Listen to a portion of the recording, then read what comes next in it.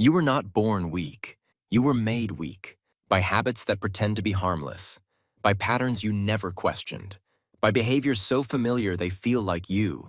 But Nietzsche warned, the greatest burden is not suffering. It is living beneath your potential. Most people rot in mediocrity not because they lack talent, but because they repeat 21 invisible habits that kill their power from the inside out. You don't need more motivation. You need a mirror sharp enough to cut through your delusions. So here it is, Nietzsche's brutal map of the 21 stupid habits slowly ruining you. Every time you over-explain, you teach people to doubt your certainty. Nietzsche believed truth didn't need defense, it needed embodiment. When you explain everything, what you're really doing is apologizing for having a spine. Say it once, mean it, move on. The weak justify, the strong simply are. You tell yourself you're just being considerate, but you're actually addicted to agreement. Nietzsche called this the herd instinct, the drive to conform, obey, be liked. But greatness lives in defiance. If everyone agrees with you, it's because you've made yourself harmless. Stop asking if they approve. Start asking if you're aligned with your highest form. If you wait for the perfect time, you will die waiting. Nietzsche taught that the will to power acts in the face of resistance. Most people never begin because they worship comfort, but action is what creates clarity. You don't wait until you're ready. You move until you become unstoppable. Every scroll, every binge, every passive intake is a silent trade. Your potential for entertainment. Nietzsche believed that man's highest form was the creator, not the critic, not the consumer. If your days are filled with passive observation, you are starving the part of you meant to build an empire. You check tasks off a list, but your life still feels hollow. You confuse busyness with meaning. Nietzsche didn't care how many things you did, only what you were becoming.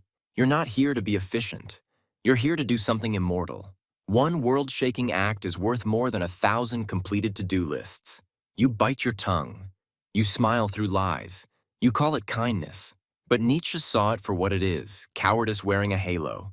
You avoid truth because truth is sharp. But if you always choose peace over principle, you don't have values. You have weakness dressed up as virtue. They were right for you once, but now they suffocate you. And still, you stay. Nietzsche believed that loyalty to others at the cost of loyalty to your future self was the ultimate betrayal. Outgrowing people is not arrogance. It's evidence that you're evolving. Don't shrink to keep people comfortable. Rise and let them adjust or disappear. You say you're tired. You need rest. You deserve a break. But comfort, when repeated unconsciously, becomes self-erasure. Nietzsche warned that the person who constantly flees discomfort never forges identity. Pain isn't always the enemy. Sometimes, it's your only reminder that you're still alive and still capable of more. You want to understand why. You want peace. You want them to explain. But Nietzsche believed that power doesn't beg for closure, because needing closure is just another way of saying, I need permission to move on. You don't. Walk away in silence. Let their confusion be your last act of dominance. You do the same thing every day. You call it discipline, but it's just motion without evolution. Nietzsche praised those who are willing to shatter their patterns to ascend higher. Repetition without reflection is the death of growth. Consistency only matters if it's building something that transforms you. You replay the betrayal. You list the disadvantages. You make your wounds your identity. But Nietzsche taught, to live is to suffer. To survive is to find meaning in the suffering. You are not your pain. You are what you build with it. And if you don't build, you will rot. You want to be understood. You want to defend your truth. But Nietzsche just said, never wrestle with pigs. You both get dirty and the pig likes it. Wisdom doesn't waste breath. Let the fools talk. The strongest voice is action without explanation. You check your phone first thing. You respond to every notification. You let the outside world control your state. Nietzsche believed the highest man creates his own rhythm. You are not meant to be a leaf in the storm. You are the storm. Stop reacting. Start initiating. You shape your expression to avoid judgment. You edit your desires. You hide your strength. All for people who have never risked becoming anything real. Nietzsche would laugh. He'd say, why would a lion concern itself with the opinion of sheep? You don't need to be liked. You need to be so true to yourself it makes cowards nervous. You read, you watch, you listen, but you do nothing with it. Nietzsche warned against this kind of person, the one who is educated but still empty. Books mean nothing if they don't change how you show up in the world. Stop hoarding insight. Start living it. You love potential. You daydream. You imagine your future self. But Nietzsche believed that willpower is tested not in the mind, but in motion. The more you dream without action, the more your mind becomes your prison. Trade fantasy for focus. Trade thought for force. You avoid conflict. You say, it's not worth it. But what you're really doing is sacrificing your voice for short-term peace. Nietzsche believed that peace without truth is not peace. It's submission. It's swallowing poison with a smile. Every time you stay silent to avoid friction, you reinforce a world that depends on your compliance. Truth is not always loud, but it is never afraid. And if you keep choosing ease over integrity, you will wake up one day and realize you've become forgettable. You still call yourself by old names, still defend the values that raised you, still cling to friendships you've spiritually outgrown. Nietzsche believed your past is not sacred, it's raw material, meant to be shattered, rewritten, remade. He said, man is something that shall be overcome. If you've never walked away from a version of yourself that once felt like home, you haven't started yet. Loyalty to the past is how the present dies in silence. You were not meant to preserve your history. You were meant to transcend it. You've been hurt. You carry wounds. You wear them like armor, or worse, like identity. But Nietzsche would add, have you used it? Have you built with it? Or have you made your pain into a permanent excuse for staying small? He believed suffering was inevitable, but the meaning we assign to it determines whether it breaks us or builds us. If your wounds are still in charge, you're not in pain. You're in bondage. You delay. You rationalize. You say, someday. But Nietzsche believed that the average man lives as if he's immortal and dies before ever beginning. You're not guaranteed another year, another chance, another morning to get it together. Every habit of delay is a quiet suicide. And the only cure is to act like your life is ending, because in some way it already is. There is no later. There is only what you choose now. You keep searching, reading more, waiting for clarity, waiting for a sign. But Nietzsche just said, become who you are. Not discover, become. You don't need more time to figure out who you are. You need more courage to declare it. He believed in the will to power, the idea that life bends not to the passive, but to the one who forces identity into form. The weak wait to be discovered. The strong invent themselves. And now, the mirror turns. Because if you saw yourself in any of these, not just one or two, but 5, 10, 15, you are not broken, but you are bleeding potential. You've been taught to think these habits are small, common, innocent. They're not. They're the termites in your foundation. They don't collapse you all at once. They erode you quietly until one day you realize you are not who you were meant to be. But Nietzsche didn't believe in staying down. He didn't write for the victims. He wrote for the rebuilder, the one who sees the wreckage and says, now, I begin. That's your task now. Not to feel bad, not to stay guilty, but to become ferocious in your self-reclamation. Start eliminating. Today, ruthlessly, without apology, no ceremony, no dramatic goodbye, just cut. The over-explaining, the loyalty to weakness, the fake kindness, the numbing, the delays, all of it. Cut. Every stupid habit you leave behind is an invitation to your real self to take the throne. Because Nietzsche never wanted you to be good. He wanted you to be dangerous, not violent, not cruel, but so unapologetically true that your presence makes the timid nervous. So eliminate these habits, not for success, not for fame, but because you are insulted by your own potential remaining untapped. You weren't meant to crawl through life politely. You were meant to carve yourself into something unforgettable. Now that you've seen the habits, you face a brutal truth. You've been betraying yourself in slow motion. Not because you're evil, not because you're lazy, but because you've been trained to normalize self-sabotage, to call weakness humility, to call obedience kindness, to call delay planning. Nietzsche wouldn't let you hide behind those words. He'd strip them away. He'd hand you the knife and whisper, the self that clings to comfort must be killed, so the self with power can be born. You've tried fixing the outer world, optimizing schedules, downloading apps, following routines. But Nietzsche believed all transformation starts with identity destruction. Because these 21 habits aren't just mistakes, they are evidence that the self you've become is still loyal to your lesser nature. And until that identity dies, you will keep building castles on sand. So the question is no longer, how do I stop these habits? The question is, who would I be if I were no longer loyal to the weak version of myself? Here is Nietzsche's method for transformation: destruction, emptiness, creation, becoming. Let's break it down. This is where most people panic, because this stage feels like death. You're no longer sure who you are. You feel unstable, unanchored, naked.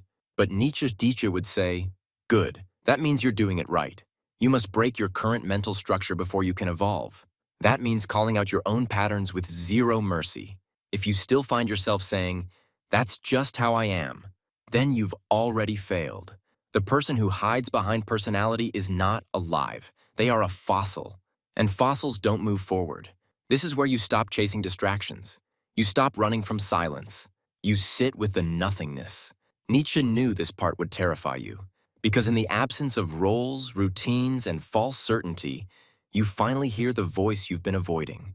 The one that says, you've been living 20% of your potential and pretending it's enough. You don't need more advice. You need more audacity. You already know what to cut. You just don't want to bleed.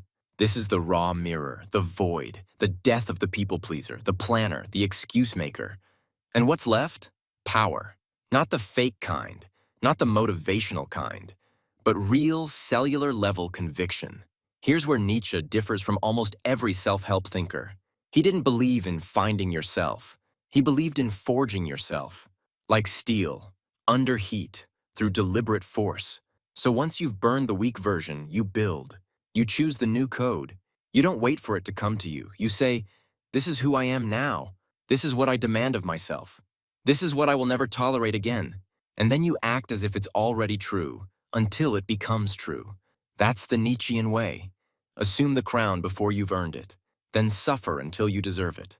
This is the real test, because the world will still want you to shrink. Your past will try to resurrect itself. Old habits will whisper.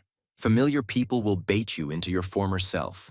But Nietzsche warned, there are no beautiful surfaces without a terrible depth. You must live in a state of inner war, not war with the world, war with regression. Every day, you must choose. Weak self or higher self? Do I explain myself or speak with finality? Do I delay or act through the fear? Do I seek approval or burn for truth? Each choice is a vote, not for the person you were, but for the person you're becoming. Now pause. Think of everything you've lost because of these habits. The relationship that failed because you couldn't speak your mind. The opportunity you missed because you hesitated. The time wasted trying to be liked by people who didn't even respect you. The versions of yourself you buried just to fit in. The vision you had years ago that you abandoned, not the world. All of it, burned by habit, dulled by comfort, erased by fear. You don't need more time. You need rage, not at others, at yourself, at the part of you that let this happen. Nietzsche didn't write to comfort the masses. He wrote for the exceptional few who were sick of being average, offended by their own mediocrity, and ready to rebuild from the ashes. He wasn't offering a method. He was handing you the match. The question is, will you burn the version of yourself that allowed these habits to survive? Or will you keep carrying a dying self into rooms where your future is suffocating? You've now seen the architecture of weakness. Not weakness of the body, but of the spirit. And Nietzsche's final warning is the one no one wants to hear. The greatest tragedy isn't failure. It's becoming someone who never even tried to become anything great. A person who had the capacity for power and chose comfort instead. Not because they were evil, but because they were small. And they kept choosing to stay small, habit by habit. Every excuse you've ever made, a piece of your throne thrown away. Every fake smile, another layer of dust on your voice. Every moment you delayed, scrolled, agreed, stayed silent, you weren't surviving. You were vanishing. Nietzsche saw this clearly. He didn't pity the weak. He was disgusted by them, because they were proof that the human soul could be bent, dulled, and sold cheaply. And it always happens the same way. Not in one grand decision, but in the small things. The things that don't matter, the little habits, the normal choices. But he also believed in something else, something terrifyingly rare. He called it the Übermensch, the one who transcends all inherited values, burns his own weakness, and becomes a creator of new meaning. Not someone who obeys, but someone who builds his soul from scratch. And to reach that state, you must make a final choice. Either you stay in the cycle, or you violate every part of you that clings to it. So ask yourself, honestly, do you still tolerate people who drain your strength? Do you still perform goodness instead of being true? Do you still hide your fire so others feel more comfortable? Do you still spend more time fantasizing than becoming? Do you still explain yourself to people who've never earned your truth? Then Nietzsche would say, you are still owned, still a servant to a weaker life. And there is only one cure, rebellion, not against the world, but against every lie you've ever told yourself about why you're not ready. Because read this carefully. There is no outside force keeping you small anymore. Not your family, not your boss, not society, not your past, only your loyalty to the habits that protect your current self. And Nietzsche's final law is this: no one becomes powerful by accident. You must choose the pain that transforms you, or you will be consumed by the comfort that erases you. So what now? Do not leave this video motivated. Leave it changed, and change requires ritual. Here is your final Nietzschean ritual: the daily renunciation. Every morning, before the world grabs you, eliminate one comfort. Something small but soft. The kind of softness that dulls the blade. Cold shower. No phone. Silence. Hard truth spoken. Anything that burns weakness at the root. Choose one action that violates your smaller self. Something you've been avoiding. Something that requires confrontation. Something that builds self-respect through risk. Not reward. Risk. Write one sentence you would never say yesterday. Make it violent. Make it honest. Make it cut through the version of you that fears judgment. Then say it, out loud, and mean it. Do this every day, not for a week, not until you feel better. Do it until you don't recognize the person you used to be, because that's the real goal. Not improvement, reinvention, a rebirth so complete that even your enemies whisper, I don't know what happened to him. He disappeared and came back dangerous. You were not meant to survive your days. You were meant to devour them, to turn your time into something permanent, into something unignorable. But that will never happen if you keep letting these 21 habits run the show. They are not neutral. They are not innocent. They are chains. And every time you obey them, you tighten the noose around your potential. So here it is, the Nietzschean code. Stop asking for permission. Stop softening your edges. Stop apologizing for your will. Stop waiting to feel ready. Stop protecting the version of you that was designed to be forgotten. And instead, offend people with your clarity. Burn bridges to your past self. Be misunderstood and let them talk. Move like someone who already deserves their future. Become the force Nietzsche believed only the rarest ever achieve. The average man will watch this and nod. The exceptional one will vanish and emerge reborn. Don't just be aware of these 21 habits. Destroy them. Then build something so solid, so sharp, so alive, that even Nietzsche would nod in approval and say, he did not live politely, he became.